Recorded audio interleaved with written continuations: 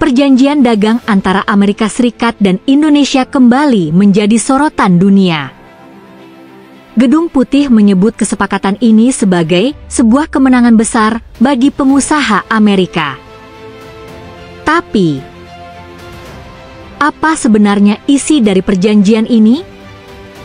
Dan bagaimana dampaknya bagi Indonesia? Mari kita bahas secara tuntas. Dalam beberapa bulan terakhir, pemerintah Amerika Serikat dan Indonesia terlibat dalam negosiasi penting yang membahas tarif perdagangan, investasi energi, hingga akses pasar. Perjanjian ini melibatkan berbagai sektor strategis, mulai dari pertambangan, energi terbarukan, hingga industri pertahanan. Menurut laporan dari Kompas.com, pengusaha AS merasa sangat diuntungkan. Gedung Putih bahkan menyebut kesepakatan ini sebagai kemenangan ekonomi bagi Amerika.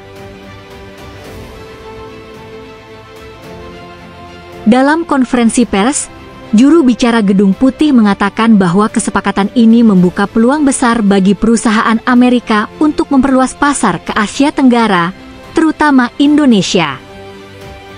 Namun di sisi lain, pemerintah Indonesia belum memberikan pernyataan resmi yang cukup jelas. Apakah perjanjian ini benar-benar menguntungkan kedua belah pihak, atau hanya berat sebelah? Beberapa analis memperingatkan bahwa Indonesia harus berhati-hati. Jangan sampai hanya menjadi pasar konsumtif, tanpa manfaat nyata bagi industri lokal. Jika benar bahwa perjanjian ini memudahkan produk dan investasi AS masuk ke Indonesia, maka pertanyaannya, apakah industri dalam negeri siap bersaing secara adil? Isu transparansi juga menjadi sorotan. Apakah rakyat tahu dengan jelas isi dan konsekuensi dari perjanjian ini? Tanpa keterbukaan, kesepakatan sebesar ini bisa menjadi bumerang jangka panjang bagi perekonomian nasional. Perjanjian dagang Indonesia, AS bisa menjadi peluang emas, asalkan dijalankan secara transparan dan saling menguntungkan. Namun jika tidak, Indonesia berisiko kehilangan kedaulatan ekonominya dan hanya menjadi pasar bagi produk asing.